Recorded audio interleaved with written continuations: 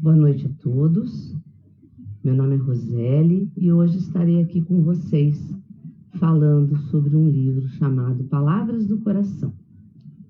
Que o amor e a paz do nosso Senhor Jesus Cristo estejam sempre em nós. Mais uma noite de reflexão sobre os ensinamentos do nosso Mestre Jesus. Nós vamos iniciar a noite de hoje com uma oração, para que assim a gente se sintonize ainda mais com a espiritualidade amiga, fraterna, que nos acompanha nesse momento. Senhor Jesus, Mestre amigo, abençoe esse momento em que nos dedicamos ao serviço do amor, momento em que nos unimos nossos sentimentos e nossos pensamentos em torno do Teu Evangelho de luz. Que assim seja. O conteúdo da conversa de hoje, ela foi baseada no livro Palavras do Coração, um dos muitos livros psicografados pelo nosso querido médium Chico Xavier. E o espírito que ditou as mensagens ao Chico foi o espírito de Meimei. Enquanto encarnada, Irma Castro recebeu o apelido carinhoso de Meimei, apelido que lhe foi dado pelo seu esposo, o senhor Arnaldo Rocha. E Meimei é uma expressão chinesa, cujo significado é amor puro. Meimei desencarnou em 1º de outubro de 1946, aos 24 anos de idade, vítima de nefrite crônica. Emmanuel deixou uma mensagem na contracapa desse livro que diz assim: ler as palavras de Meimei equivale a ouvir um elevado concerto de paz e amor.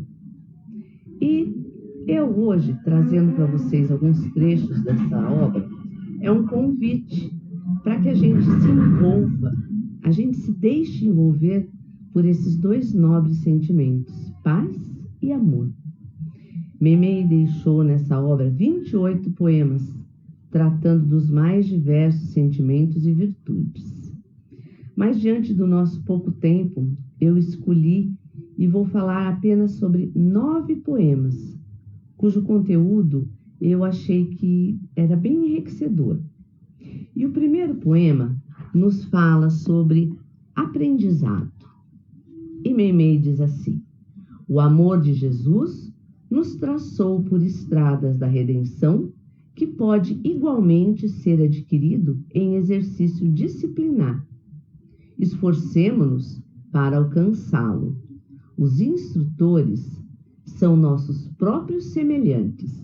Não delongues o aprendizado.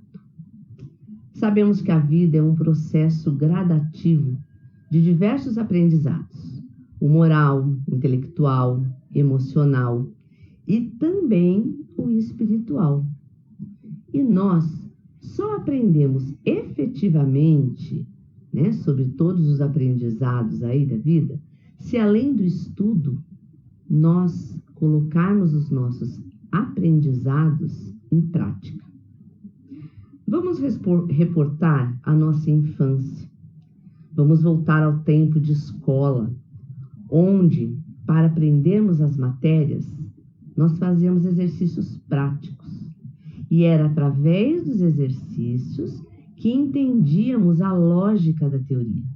Entendíamos na prática como resolvê-los e aplicá-los, E não é diferente com as nossas virtudes. Não basta saber intelectualmente, teoricamente. As informações que nós aprendemos, que nós apreendemos, elas necessitam determinar o nosso comportamento. Precisamos refletir sobre todas as teorias aprendidas e as exercitar. São nossas atitudes que demonstram o que verdadeiramente já conseguimos assimilar dos conteúdos estudados. Do mesmo modo, aprende-se uma virtude praticando-a, vivenciando-a no nosso dia a dia. E, diante do processo da nossa existência, o que precisamos fazer para colocar em prática todos esses ensinamentos deixados pelo Cristo? Primeiramente, devemos nos inteirar e nos aprofundarmos nas leituras. São muitas obras. No conhecimento, na compreensão, no raciocínio, e aí sim, finalmente, e a mais importante, partir para a ação efetiva. Colocar a mão na massa, como diz o ditado popular. E todo momento é o ideal para estarmos aprendendo algo. Vale a pena pensar no seguinte: nossos primeiros aprendizados acontecem na infância, onde nós, ainda pequenos, nós não aprendemos somente através do que é nos falado, mas sim do que é praticado, vivenciado no lar. As crianças vêem muito os exemplos dos adultos e não só o que eles nos falam. Daí a importância de que as ações dos pais sejam condizentes com os seus discursos. Exemplos de comportamentos, atitudes, são as verdadeiras formas de nós adquirirmos uma boa índole e aprendermos bons valores. As crianças são educadas por aquilo que o adulto é, e não somente por aquilo que ele diz que é, ou então apenas por aquilo que fala. A crença nas palavras, universalmente espalhada, é uma verdadeira doença da alma, nos disse Yang. Lembremos também que as atitudes e condutas das pessoas devem ser sempre observadas por nós. Assim, nós aprenderemos como podemos ser, seguindo exemplos, e mesmo como não ser, observando a atitude e o comportamento das outras pessoas. E para finalizar, Emmanuel nos deixa uma frase muito importante a respeito de aprendizado. Indaguemos, estudemos, movimentemo-nos nas esferas científicas e filosóficas. Porém, não nos esqueçamos de amarmos uns aos outros como o Senhor nos amou. Ou seja, colocar em prática, nos exercitar constantemente aquilo que nós aprendemos em Cristo. Essa foi a mensagem de Meimei. O segundo item aqui que nós vamos ler é um trechinho de quando ela fala para a gente sobre calma e auxílio. Que teu sorriso seja o porteiro dos teus sentimentos, encorajando-lhes as energias. Aprende a ouvir com paciência, para que possas esclarecer com discernimento e serenidade. Se te afliges com o problema que te trazem, entrega a questão a Deus e te mantenha disponível, para que não te prives da oportunidade de auxiliar. Bom, trata-se essa mensagem do nosso dever de sempre estar disponível para auxiliar o nosso próximo, o nosso irmão. Allan Kardec já nos ensinou: fora da caridade não há salvação. Essa frase, ela é muito profunda, né? E ela consegue, apesar de simples, ela consegue sintetizar o que é a espiritualidade e a nossa jornada evolutiva. Se queremos ter salvação, temos que efetuar a caridade. E essa frase, ela é atemporal, é desprendida de qualquer doutrina, independente de religião, de seja só do espiritismo. E é isso que a gente tem que considerar mais incrível nessa sentença, na ideia que ela nos passa. A caridade é um exercício espiritual. Quem pratica o bem, coloca em movimento as forças da alma. Isso quem nos disse foi Chico Xavier. E essa é a mágica da caridade. E como a caridade, podemos entender toda e qualquer ação que beneficie o próximo. Desde carregar a sacola para aquela vizinha idosa, segurar a porta do elevador, dar passagem no trânsito para um pedestre, alimentar um animal na rua ou dar de comer a quem tem fome. E não é preciso ser rico para ajudar quem cruza o nosso caminho. Às vezes, apenas um sorriso, um minuto da sua atenção, o seu tempo, sim, a gente pode e deve doar o nosso tempo. Às vezes as pessoas precisam mais de um ouvido, de um olho no olho, do que qualquer outra coisa. E quem são esses próximos que a gente pode auxiliar? Isso é cada um de nós que decide. Nossos amigos, nossos vizinhos, nossos colegas, empregados, alunos, parentes, os nossos familiares, os espíritos sofredores. A lista é enorme, é só querer colocar em prática. Sempre vai ter alguém precisando de nós. Sempre alguém que precisa exatamente do tipo de ajuda que a gente está disposto e que a gente pode oferecer. O que dá sentido à vida é justamente isso, ser útil aos outros. Viver para a gente também é muito importante e nos faz bem. Viver em busca dos nossos prazeres é aceitável. Mas enquanto a gente viver só para nós mesmos e não pensar nos outros, a gente nunca vai ser feliz e pleno o suficiente. Auxiliar espontaneamente é refletir a vida divina por intermédio de nosso eu, que se dilata e engrandece, à proporção que nos desdobramos no impulso de auxiliar. Lembremos, então, sempre disso. Agora, Meimei fala de coragem no caminho. Seja qual for o tipo de provação que te incline ao desalento, vence o torpor da tristeza e segue à vanguarda de tuas próprias aspirações.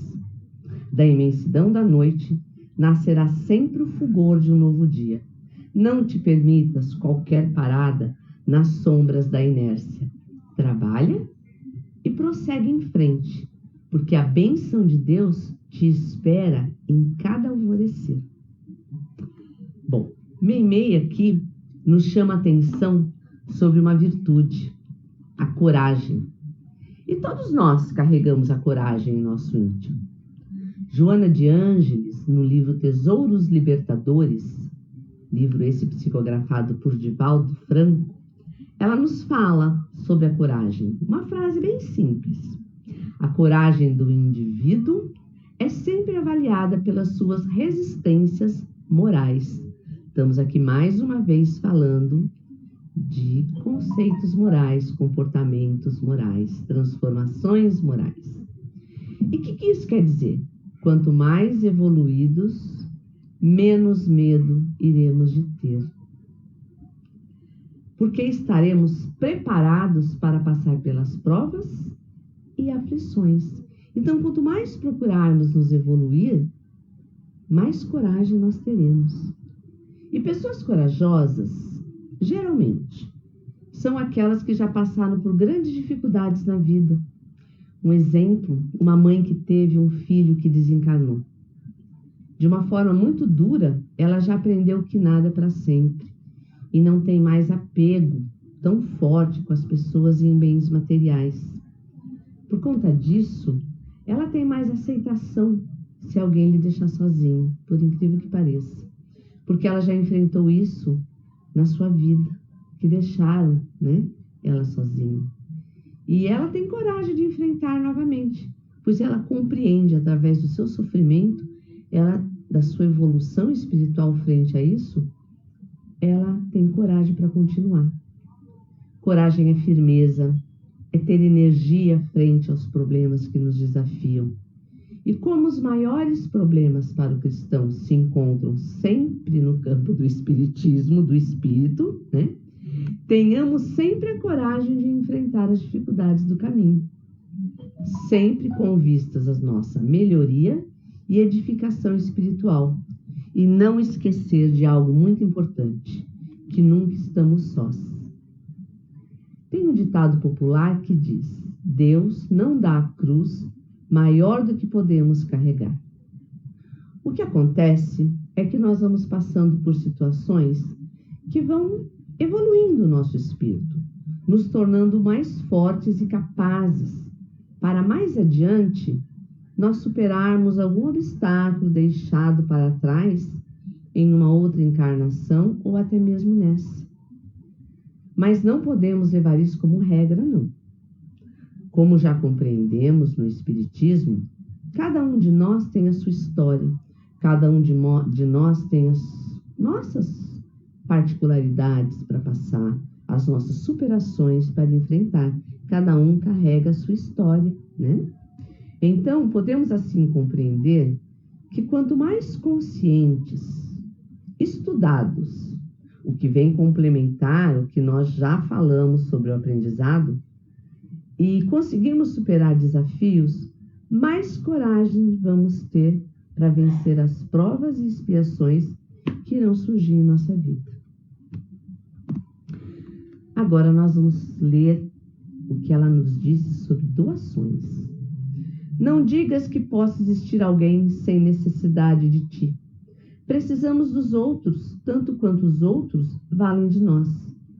Os doentes te pedem amparo e companhia. Os fracos te requisitam apoio.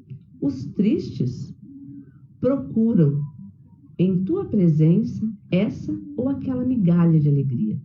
Os injuriados te rogam simpatia e defesa. Os infelizes contam com a força da tua proteção e consolo. As vítimas de penúria te rogam assistência e socorro. Os amigos te reclamam solidariedade. Bom, já vimos e sabemos, sempre temos algo a dar e a oferecer ao nosso próximo. Mesmo quem pensa que não tem nada para doar, está completamente enganado. Sempre, todos nós, sem exceção, temos muito a doar. É só uma questão de querer. Porque doar é um ato de amor, de despreendimento.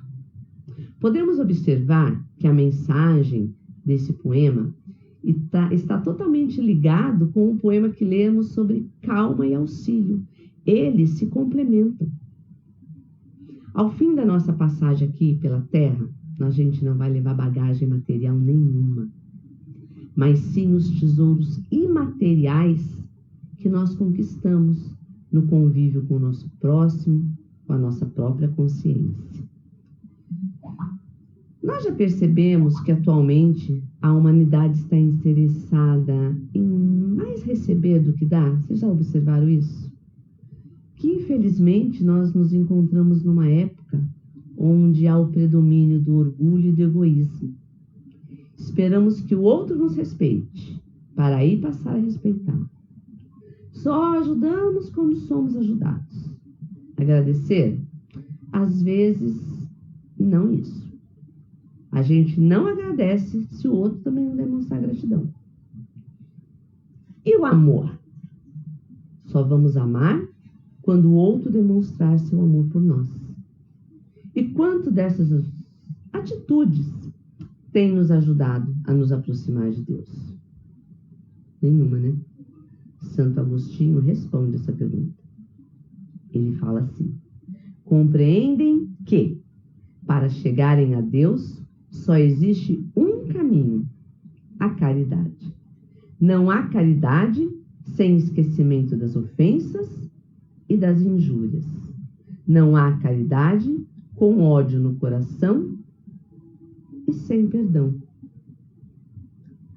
Na questão do Livro dos Espíritos, exatamente a questão 886, Kardec pergunta aos espíritos assim: qual o verdadeiro sentido da palavra caridade, como entendia Jesus?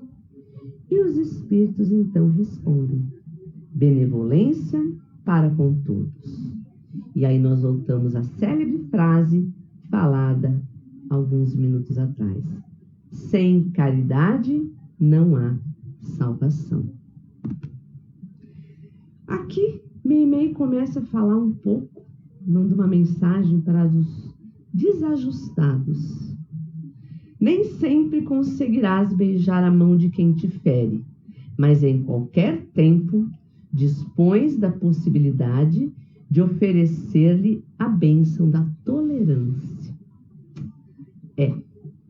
Nós vamos ressaltar aqui que ser tolerante não implica em ter uma resignação passiva. Muita gente pensa isso. Ai, fulano é tolerante demais, ele é passivo demais. Não. É uma compreensão errônea sobre tolerância.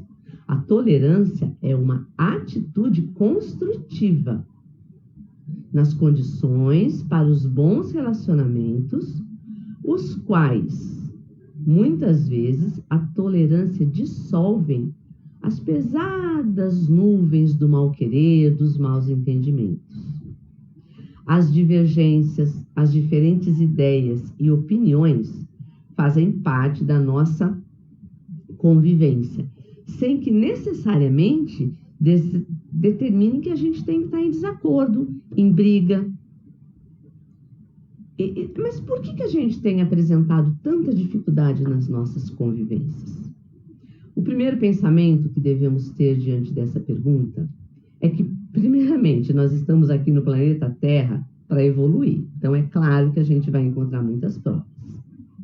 E essas intercorrências, se assim podemos dizer, elas fazem parte do nosso aprendizado, do nosso crescimento espiritual. Nós precisamos delas, apesar de muitas vezes a gente ficar muito contrariado, muito irritado. Mas conviver é condição natural de todos nós, porque só assim nós vamos evoluir e compreender as leis divinas que regem o aperfeiçoamento do espírito. Aprender a conviver com todos aqueles que nos rodeiam é lição de espiritualização humana. Nós temos que nos espiritualizar, estamos aqui para isso, reencarnamos para isso. A gente sabe, nós já percebemos, que se relacionar não é nada simples, não é algo simples. Conviver fraternalmente deve ser a essência da nossa busca. Por isso a gente tem que se esforçar. E não se esforçar pouco. Se esforçar bastante. Só que sabemos que nem sempre é fácil, né? Todo tipo de relacionamento envolve convivência, comunicação, atitudes que devem e precisam ser recíprocas, de uma forma harmoniosa. E, infelizmente, o egoísmo e o orgulho, que nós também já citamos, tratamos do assunto no poema anterior, os dois, o egoísmo e o orgulho, eles impedem o perdão, eles impedem a paciência, eles impedem a aceitação, que gera o quê? A nossa intolerância. A necessidade de respeitar o outro é uma das lições mais urgentes a se conquistar sobre o egoísmo. E na nossa atualidade, vamos combinar que está bem difícil, né? Nós estamos vivendo e vivenciando, presenciando muitas situações onde o desrespeito predomina. Ou seja, a gente não está conseguindo superar o egoísmo. E se não existe respeito, não vamos ter tolerância construtiva. Nós vamos só ter a intolerância. Então, cabe a nós praticarmos, como toda e outra qualquer virtude que temos que desenvolver aqui no plano encarnado, nós temos que praticar a tolerância, que é ela que vai nos oferecer condições nos campos íntimos para que haja sempre respeito, a convivência mais pacífica possível, mesmo com aqueles irmãos, nossos próximos, que pensem ou ajam diferente de nós. Prática. Lembra lá no primeiro texto sobre aprendizado? Não adianta ter a teoria se nós não obtivermos a prática. Bom, agora vem um outro tema, que é o diálogo em serviço. Conserva acesa a lâmpada da tua fé e segue adiante, clareando o caminho. Costumamos dizer que quando a gente procura, quando a maioria das pessoas procura um tipo de auxílio espiritual, ou faz a opção de procurar uma casa espírita, vamos citar assim, por exemplo, que a gente ou a pessoa chega até a casa espírita ou pelo amor ou pelo adulto. Mas lendo a respeito disso, né, eu cheguei a uma conclusão, que não importa o motivo porque nós chegamos até a casa espírita, ou fomos buscar um tipo de auxílio em qualquer outro lugar. O mais importante é que quando a gente vai procurar auxílio, a gente está sempre buscando algo mais.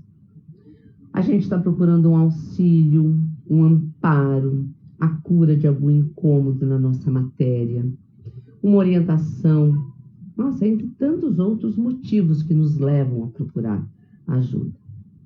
E independente do motivo que nos levou a procurar esse tipo de ajuda, apoio, consolo, sempre o que primeiramente se manifestou para que fizéssemos isso foi a fé. Foi a fé em algo mais que nos faz procurar ajuda.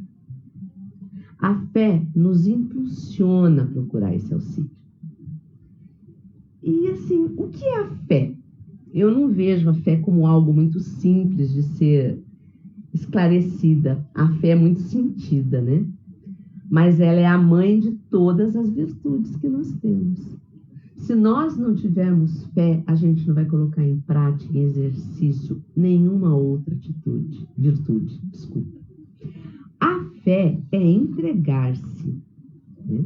Como eu falei, é difícil definir a fé, mas a gente pode entendê-la como uma força que nós temos dentro da própria alma. Certeza instintiva da existência de Deus, porque foi Deus que plantou essa sementinha da fé dentro de nós. E nós temos que regá-la, alimentá-la para ela crescer. Ela é um dom de Deus. Deus distribuiu a fé a todo ser humano. Todos nós temos fé, esperança, confiança em algo ou em alguma coisa. Ela é como o músculo do braço. Se nós exercitamos, nós mexemos o braço, fazendo as nossas tarefas, as mais simples, ele se desenvolve e fica até mais fortalecido. Mas se a gente coloca o nosso braço numa tipóia, deixando ele imóvel, o que acontece com o braço? Ele atrofia, ele enfraquece. E assim é a nossa fé, exercitando para que ela não enfraqueça. E um dos caminhos mais prazerosos para nutrirmos nossa fé é através da oração ao Pai Celestial, em nome de Jesus Cristo, para que Ele esteja sempre conosco, nos intuindo, inspirando e nos auxiliando para colocar em prática todas as nossas virtudes. Vamos falar um pouquinho agora sobre horas difíceis. As horas difíceis surgem sempre. Quando te veja sob tensão que provoque, espera com paciência a passagem da crise. A paciência não é expectativa improdutiva. A serenidade da compreensão, ela trabalha sem alarde, a fim de que a paz se estabeleça nas dificuldades em que te reconheças.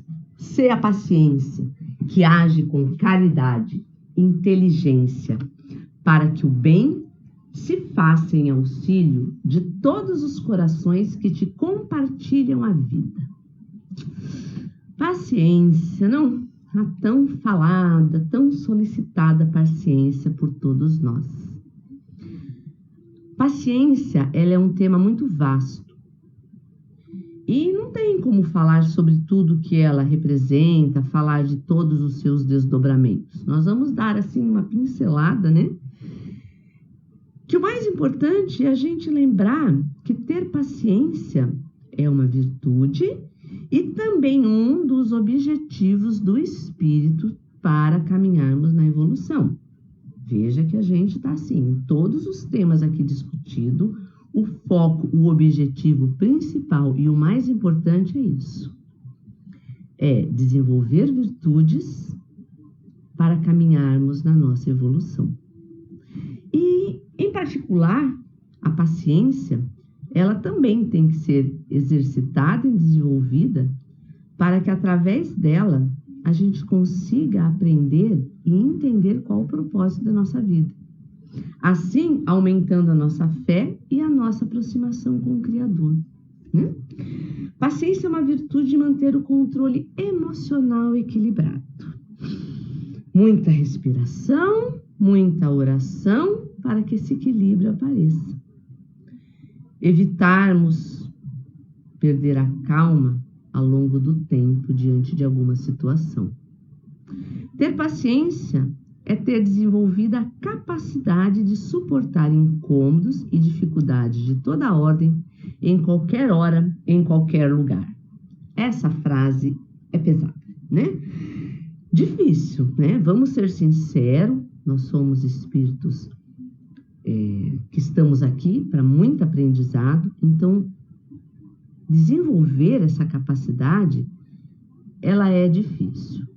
Mas como já dissemos anteriormente, cada um tem o seu tempo, a sua carga de aprendizado. Então, para alguns é mais difícil, para outros nem tanto, né? Que cada um de nós está num nível de evolução. Traz a sua bagagem. Eu não sei se na outra encarnação eu fui extremamente paciente, trouxe essa virtude mais acentuada, ou não. Ou eu era extremamente impaciente, eu tinha esse vício muito forte da impaciência, e vou nessa encarnação precisar passar por muitas situações para eu desenvolvê-la.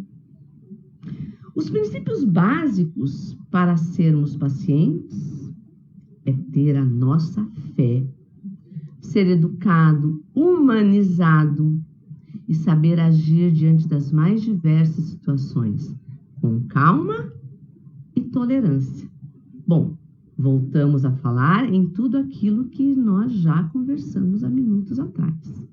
Parece redundante, né? Eu acho que é, mas acho que é isso que a gente tem que ficar ouvindo, lendo, aprendendo, para ir se fortalecendo dentro de nós. Mas o mais importante também é nos lembrarmos que a paciência é uma caridade. E quando a paciência se torna uma caridade?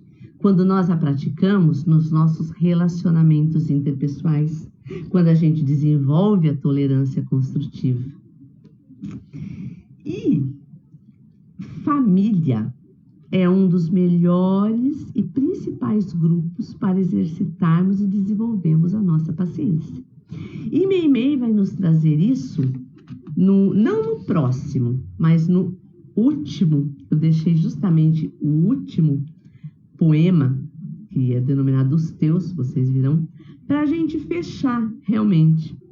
Mas agora nós vamos falar um pouquinho mais sobre conquista da paz. E Meimei fala: queres a paz e pode claramente alcançá-la. De qualquer templo em que a fé te matricula na confiança em Deus, e ainda mesmo que não te vincules a templo algum, é possível partir em busca deste tesouro incorruptível.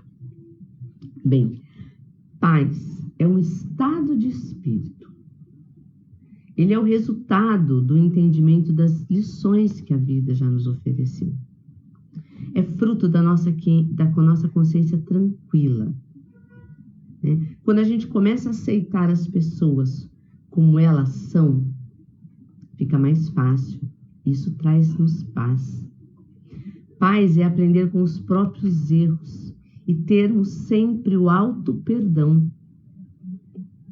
O perdão para nós e o perdão para com os outros também. Porque se você não tem perdão, você vive sempre em luta, em guerra. Nós temos que aprender com os nossos próprios erros. A paz, a gente tem que confiar que todo mal é passageiro em nossas vidas e que dias melhores virão. Nós podemos recomeçar sempre, quantas vezes forem necessárias. Vamos respirar fundo, nos tranquilizar e recomeçar. Até porque sabemos também que nós nunca estamos sozinhos. Deus não desampara, então Ele vai estar sempre recomeçando conosco. A paz é fruto da nossa transformação moral e do combate às nossas más inclinações. Assim já nos afirmou Allan Kardec. Vale a pena lembrar aqui de uma grande figura que todos nós já ouvimos falar, que é o Mahatma Gandhi. Mahatma significa grande e Gandhi significa alma, grande alma. Mahatma, ele foi advogado, nacionalista, anticolonialista e especialista em ética política indiana. Um homem culto, grande pacifista, reconhecido mundialmente, pois ele trabalhou lado a lado com seu povo. E ele deixou um legado extremamente importante, não só para o seu povo, mas para toda a humanidade, que foi a cultura da não violência. Gandhi sugeriu que a Índia poderia ganhar a sua independência, não através de revoluções, guerras, mas sim por meios não violentos e por via da autoconfiança. Ele rejeitou a força bruta e a opressão e declarou que a força da alma ou o amor é que mantém a unidade das pessoas em paz e harmonia. E dessa forma, ele atingiu seu objetivo. Estamos falando de modificação de um país, mas será que nós não conseguimos fazer isso conosco mesmo? Não conseguimos realizar esse trabalho? Como está a almejada paz que nós tanto queremos construir? Precisamos empreender os nossos esforços, fazer uma verdadeira campanha, seja ela por uma iniciativa individual ou num grupo, mas precisa ser feito para construir a paz. A paz nos leva à pacificação, à paciência, à tolerância, à compreensão, ao entendimento e ao perdão. Não aceite a violência. Seja tolerante, ame a todos, descubra a solidariedade e ouça para compreender. Enquanto não encontrarmos a nossa própria paz, vamos deixar de amar, de auxiliar o nosso irmão com caridade. O mundo pede paz. Nós pedimos paz. É preciso construir essa paz dentro do nosso coração, na nossa mente. Isso é o mais importante. E como eu falei anteriormente, para finalizar, eu escolhi o poema onde Meimei intitulou Os Teus. O pai que recebestes estimaria viver nas mais altas demonstrações de superioridade. A mulher que te acolheu nos braços desejaria catalogar-se na condição dos anjos.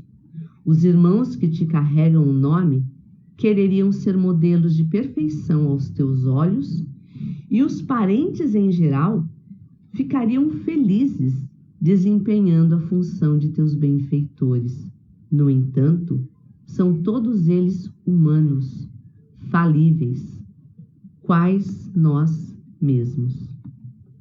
Sem dúvida, em algumas circunstâncias, surgirão errados e talvez até te decepcionem, tanto quanto nós somos passíveis de falhas, desiludindo a muitos. Ama os que te compartilham a experiência no cotidiano, aprendendo entendimento e tolerância. Se problemas no convívio aparecerem, conserva paciência e bondade para com os que te cercam. Em qualquer dificuldade, compadece-te dos teus, para que os teus, igualmente, se compadeçam de ti. Bom, como eu falei, eu escolhi esse poema porque o pouco que nós lemos aqui vem sintetizar todos aqueles elementos e virtudes que nós conversamos. E família é falar do nosso primeiro grupo de aprendizado, onde a gente veio para conseguir colocar em prática essas virtudes. Emmanuel diz que nós só evoluímos em conjunto, vivendo em coletivo. Se nós fôssemos ermitões, sozinhos no mundo, sem ninguém, nós não conseguiríamos passar pelas provações, pelas expiações que são necessárias para nosso aprimoramento pessoal e espiritual. A gente não teria confronto nenhum, seria nós com nós mesmos, né? Que dificuldade a gente enfrentaria? Quem nos confrontaria? Quem traria opiniões e nos colocaria em situações diversas?